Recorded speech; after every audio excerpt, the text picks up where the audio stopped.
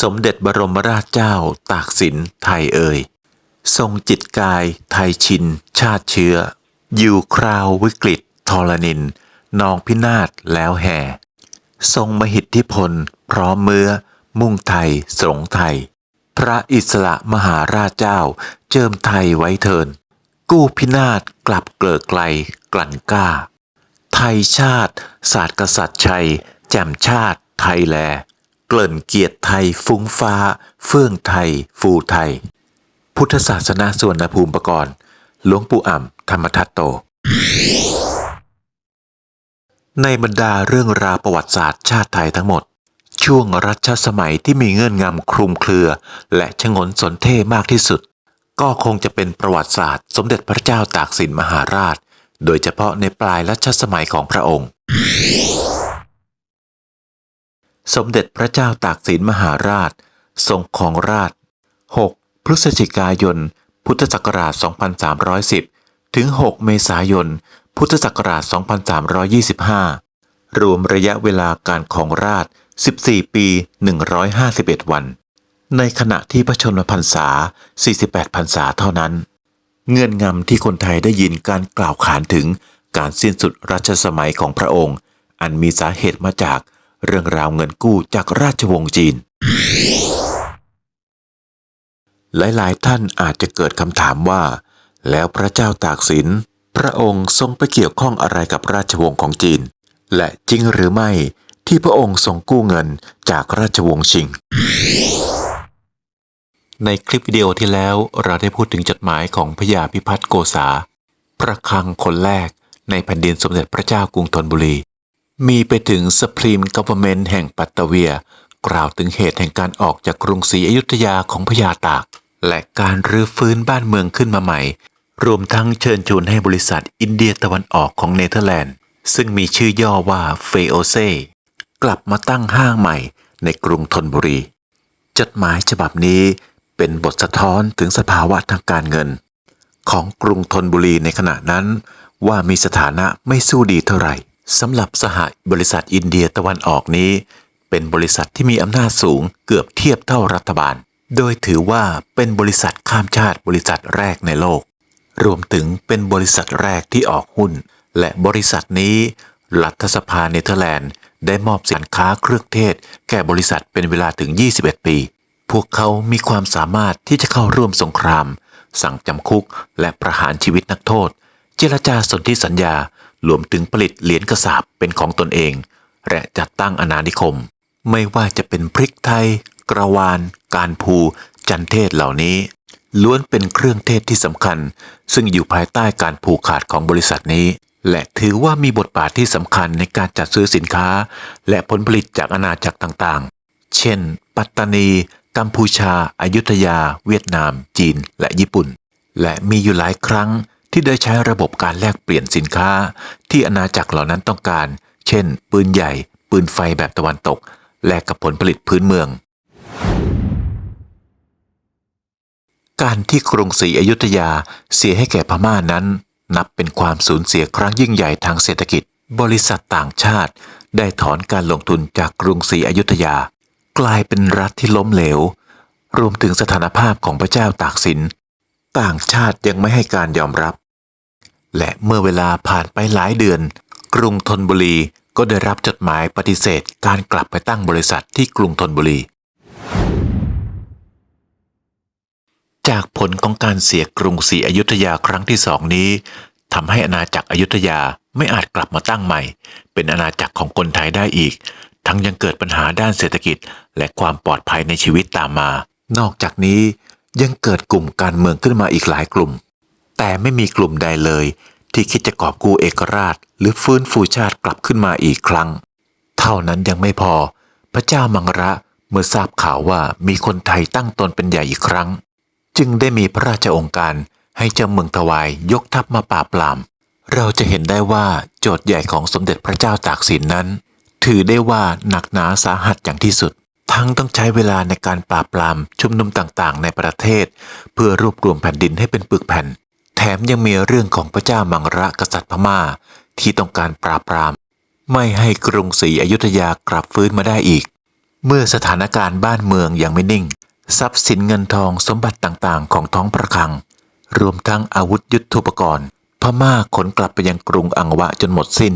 และเมื่อเขียนจดหมายเชิญชวนต่างชาติให้กลับมาลงทุนก็ถูกปฏิเสธเสียอีกการทำสงครามและการฟื้นฟูประเทศนั้นต้องใช้เงินทั้งสิ้นคราวนี้เรามาดูว่าพระยาพิพัฒน์โกษาหรือพระยาพิพิธโกษาผู้ที่ดำรงตำแหน่งพระคลังคนแรกในแผ่นดินสมเด็จพระเจ้ากรุงธนบุรีนั้นท่านคือใครยูมิโอะซากุระอินักประวัติศาสตร์ชาวญี่ปุ่นผู้เชี่ยวชาญด้านประวัติศาสตร์ญี่ปุ่นและประวัติศาสตร์เอเชียตะวันออกเฉียงใต้กล่าวว่าพระยาพิพิธนั้นเดิมเป็นพ่อค้าชาวจีนแต้จิ๋วชื่อว่าเฉินไทหรือเจินไทซึ่งปรากฏตามเอกสารเวียดนามว่าเฉินไทเป็นพ่อค้าชาวจีนแต้จิ๋วรวบรวมกำลังพลที่เขาบักมาเพื่อโจมตีเมืองหาเตียนหมักเทียนตื้อหลายๆท่านอาจจะไม่ทันสังเกตว่าเริ่มต้นของเฉินไทคือการเป็นพ่อค้าแต่เหตุการณ์ที่ตามมาคือการรวบรวมกำลังพลเข้าตีซึ่งเรื่องนี้นับว่าเป็นเรื่องที่บังเอิญมากเมื่อพระราชบิดาของสมเด็จพระเจ้าตากสินก็เป็นคนจีนแต้จิ๋วที่มีชื่อว่าหยงแซ่แต้ไม่ได้ชื่อว่าไหฮองหรือไหฮงหรือไหเฟิงซึ่งเป็นอำเภอหนึ่งของจังหวัดแต้จิ๋วไม่ใช่ชื่อของพระราชบิดาของสมเด็จพระเจ้ากรุงธนบุรี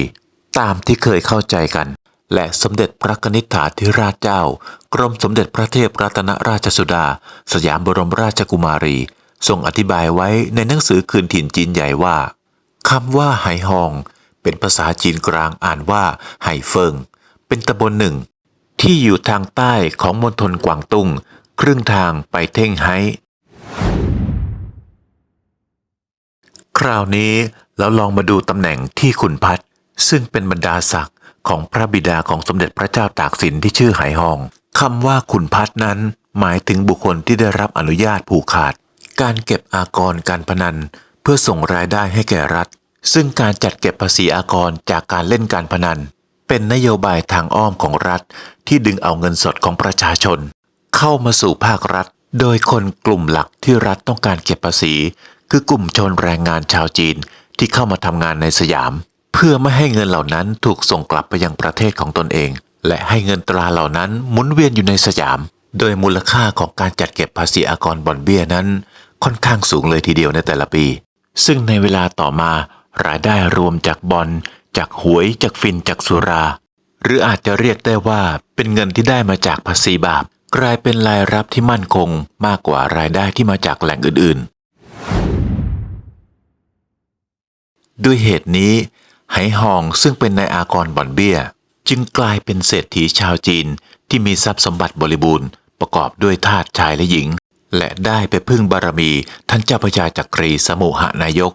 ซึ่งตั้งบ้านเรือนอยู่ใกล้กำแพงพระมหานครศรีอยุธยาเราจะเห็นได้ว่าหยงแซ่แต้นั้นเป็นผู้อพยพมาจากเมืองจีนที่มีความฉลาดมากเพราะมองเห็นว่ารัฐสยามมีความต้องการเก็บภาษีอากรจากการเปิดบ่อนการพนันซึ่งเป็นที่นิยมของนักเล่นชาวจีนที่อพยพเข้ามาทำมาหากินในรัฐสยามด้วยความที่เป็นชาวจีนด้วยกันจึงมีแหล่งข้อมูลทั้งหมดของชาวจีนที่ใช้ในการเล่นการพนันโดยหยงได้เข้าพึ่งบารมีเจ้าพระยาจักรีครุฑซึ่งท่านเป็นขุนนางในอาณาจักรอยุธยาและได้ดำรงตำแหน่งอัครมหาเสนาบดีที่สมุหานายกเป็นอัครมหาเสนาบดีฝ่ายพลเรือนเป็นเจ้ากรมมหาดไทยบังคับบัญชาหัวเมืองฝ่ายเหนือด้วยเหตุนี้ทำให้หยงแซ่แต้ได้เป็นที่ขุนพัดผู้มีหน้าที่เก็บอากรบ่อนเบี้ยส่งให้แก่ภาครัฐหลังจากที่หยงแซ่แต้ได้เป็นนายอากรบ่อนเบี้ยตำแหน่งที่ขุนพัดตั้งบ้านเรือนอยู่ในเขตบ้านของท่านพระยาจักรีศรีสมุหนายกก็ได้แต่งงานกับกุลสตรีผู้หนึ่งชื่อว่านกเอี้ยงปรากฏว่าเมื่อตอนนางนกเอี้ยงตั้งครรภ์นั้นได้เกิดนิมิตฝันไปว่าได้ดวงแก้วมณีสุขใสจากชีปากขาวในคืนวันเสาร์เดือน5ขึ้น14ค่ำปีขานยุนศักราช1096ในเวลาต่อมานางนกเอี้ยงก็คลอดบุตรชายในวันอาทิตย์เดือน5ขึ้น15ค่ำจุลศักราช1096ปีขานช.ศก ตรงกับวันที่ 7 เมษายน พุทธศักราช 2277 ในขณะที่คลอดนั้นได้เกิดเหตุอัศจรรย์อยู่2 อย่าง โดยได้เกิดฟ้าผ่าลงมาที่เสาตรงห้องที่นางนกเอี้ยงกำลังคลอดอยู่ สิ้นเสียงฟ้าผ่าทุกคนพบว่ามีงูนอนขนดตัวอยู่ใกล้ๆทารกสำหรับคุณพัดซึ่งเป็นคนจีนไม่เข้าใจเหตุแห่งอัศจรรย์รู้สึกหวาดกลัวและคิดว่านี่น่าจะเป็นลางร้ายและตัดสินใจที่จะไม่เลี้ยงดูบุตรชายเพราะเป็นคนถือโชคลางเหตุการณ์ประหลาดที่เกิดขึ้นพร้อมกับการเกิดของทารกนี้ทราบไปถึงเจ้าพญาจักรีท่านกลับเห็นว่าสิ่งอัศจรรย์นั้นเป็นสิริมงคลแก่ตัวทารกจึงออกปากขอเป็นผู้อุปการะทารกนั้นซึ่งแน่นอนทั้งคุณพัดและนางนกเอี้ยงยินดียกให้ทันทีและท่านเจ้าคุณก็ได้นำทารกนี้มาเลี้ยงในฐานะบุตรบุญธรรมและให้ชื่อเป็นมงคลว่าศิลป์ทั้งนี้ก็เพราะนับตั้งแต่นำทารกนี้มาเลี้ยงก็เกิดโชคลาภทรัพย์สินเงินทองมากมายท่านเจ้าพญาจักรีศรีสมุหนายกผู้นี้ให้ความรักเมตตาแก่เด็กชายศิลป์เป็นอย่างมากและนับว่าได้มีอิทธิพลต่อชีวิตของเด็กชายศิลป์ในการปลูกฝังคุณธรรมและคุณสมบัติของการเป็นขุนนางที่ดีซึ่งตัวท่านได้ทำตนให้ดูเป็นแบบอย่างประกอบไปด้วยวุฒิ4 ประการคือชาติวุฒิกล่าวคือจะต้องเป็นตระกูลขุนนางที่สืบทอดกันมา 2. วัยวุฒิจะต้องวางตัวเป็นผู้ใหญ่เป็นแบบอย่างที่ดีและมีคุณธรรม 3. เป็นผู้มีคุณวุฒิหมายถึงมีภูมิความรู้ที่ดี 4. มีปัญญาวุฒิหมายความว่ามีความฉลาดรอบรู้โดยทั่วไปนอกจากนี้ยังต้องเป็นผู้ที่มีฉันทาธิบดีหมายถึงรักและพอใจในตำแหน่งหน้าที่การงานที่ตนเองรับผิดชอบต่อมาคือต้องมีวิริยาธิบดีเป็นผู้มีความเพียรในหน้าที่ราชการจิตตาธิบดีมีความกล้าหาญในการสงครามและวิมังสาธิบดีคือความฉลาดการไตร่ตรองคดีความและอุบายในราชการต่างๆคุณสมบัติทั้งหลายเหล่านี้เจ้าพญาจักรีล้วนแล้วแต่ปลูกฝังให้กับเด็กชายศิลป์ตั้งแต่เด็กซึ่งสิ่งเหล่านี้จะไม่เกิดขึ้นหากเด็กชายศิลป์ยังคงอยู่กับครอบครัวเดิมเราจะเห็นได้ว่าทุกสิ่งทุกอย่างล้วนมีที่มาที่ไปไม่ใช่จู่ๆเด็กชายศิลป์เป็นคนจีนแล้วจู่ๆก็มากู้ชาติไทยโดยที่ไม่มีเหตุมีผลอะไรมารองรับบางคนถึงขั้นกับตั้งข้อสันนิษฐานว่านายศิลป์นี้เป็นพ่อค้ากองเกวียนเที่ยวตะเวนค้าขายไปทั่วจนวันหนึ่งมีฐานะร่ำรวยมีสมัครพรรคพวกมากเมื่อทราบข่าวว่าเจ้าพญาตากคนเดิมเสียชีวิตจึงวิ่งเต้นซื้อตำแหน่งจากเจ้าพญาจักรีเราก็คงมองภาพไม่ออกว่าพญาตากสินที่เริ่มต้นด้วยการรับราชการด้วยการใช้เงินซื้อตำแหน่งนั้นจะมีหัวใจยิ่งใหญ่ในการกู้ชาติไทยเจ้าพญาจักรีศรีสมุหนายกท่านนี้ได้วางแผนอนาคตของเด็กชายศิลป์ไว้แล้วว่าเมื่อเติบโตขึ้นจะให้รับราชการในสมเด็จพระเจ้าบรมโกศจึงต้องวางแผนการศึกษาไว้เป็นอย่างดีเมื่อเด็กชายศิลป์อายุได้9 ขวบก็นำตัวไปฝากกับพระอาจารย์ทองดีวัดโกษาวาสให้ช่วยสั่งสอนอบรม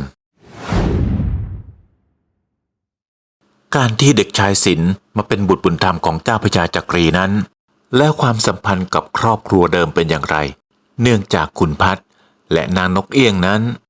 อาศัยอยู่ใกล้กับจวนของเจ้าพญาจักรีเด็กชายศิลป์นั้นมีน้องชายอีก2 คนชื่อว่าเจียนซื่อและเจียนจิ้นและมีน้องสาวชื่อว่าประยงตรงนี้เราจะเห็นถึงความแตกต่างของการตั้งชื่อระหว่างเด็กชายที่เกิดมาในครอบครัวของคนจีนกับเด็กชายศิลป์ซึ่งเติบโตมาในจวนของเจ้าพญาจักรีเมื่อถามถึงความสัมพันธ์ระหว่างเด็กชายศิลป์กับครอบครัวเดิมเรื่องราวก็มาปรากฏอยู่ตอนที่เด็กชายศิลป์ไปอยู่ยังสำนักของพระอาจารย์ทองดีมหาเถรแห่งวัดโกษาวาสเมื่อปรากฏว่าเด็กชายศิลป์ขณะอายุได้13 ปีได้เป็นเจ้ามือแทงถั่วในวัดและโดนพระอาจารย์ทองดีจับได้จึงทำโทษด้วยการจับมัดกับบันไดที่ท่าน้ำในเวลาที่น้ำขึ้นเพื่อเป็นตัวอย่างให้กับศิษย์คนอื่นๆหลังจากนั้นพระอาจารย์ก็ไปสวดพระพุทธมนต์ในพระอุโบสถจนถึงเวลาประมาณ1 ยามเศษจึงนึกขึ้นได้ว่ายังไม่ได้ปลดเชือกให้เด็กชายศิลป์จึงนิมนต์พระสงฆ์จำนวนมากลงไปค้นหาที่แม่น้ำเมื่อไปถึงบริเวณดังกล่าวปรากฏว่าน้ำได้ท่วมเต็มตลิ่งแล้ว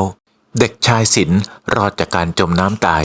เพราะบันไดที่ท่าน้ำที่ถูกมัดเชือกติดไว้นั้นหลุดออกแล้วพาร่างของเด็กชายศิลป์ลอยขึ้นมาเหนือน้ำเหล่าพระสงฆ์จึงช่วยกันรีบแก้มัดแล้วพาเด็กชายศิลป์ขึ้นไปพระอุโบสถเพื่อสวดพระพุทธมนต์คาถาชยันตะมงคลเป็นการทำขวัญให้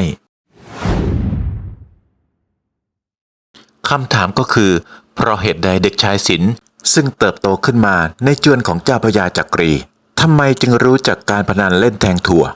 คำตอบก็คือขุนพัดผู้เป็นบิดานั้นเข้าไปเก็บอากรบ่อนการพนันอยู่เป็นประจำเด็กชายศิลป์จึงน่าจะเคยติดตาม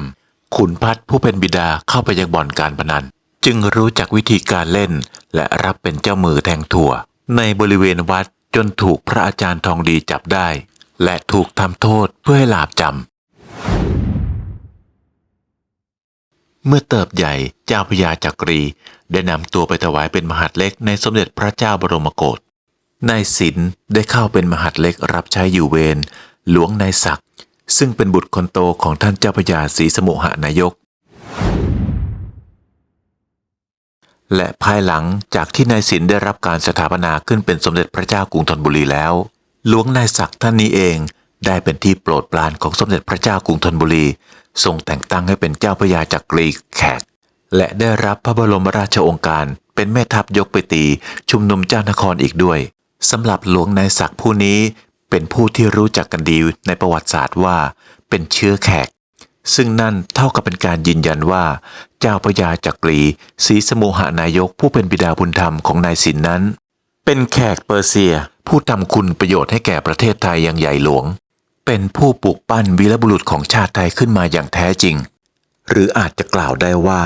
หลังจากการเสียกรุงศรีอยุธยาแล้วการที่สมเด็จพระเจ้าตากสินมีจิตใจฝักใฝ่ในการงานกู้ชาติกู้แผ่นดินนั้นเป็นเพราะเจ้าพระยาจักรีศรีสมุหนายกผู้นี้ได้ทำการอบรมเลี้ยงดูและปลูกฝังให้รักชาติรักแผ่นดินยอมสละได้แม้ชีวิตดังนั้น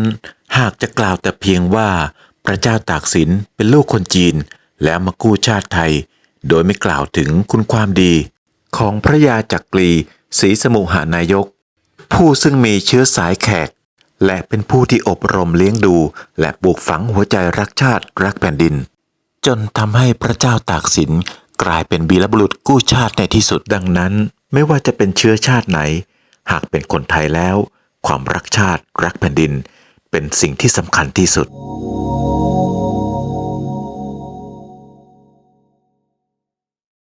ขอขอบคุณทุกท่านที่เข้ามารับชม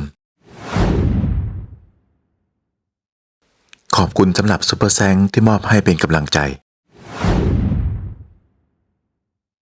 ขอขอบคุณผู้ให้การสนับสนุนหลักโดยการสมัครเป็นสมาชิกของทางช่องขอบคุณที่กดไลค์และกดแชร์แบ่งปันเป็นธรรมทานขอบคุณที่กดติดตามและกดกระดิ่งขอให้มีความสุขทุกท่านสวัสดีครับ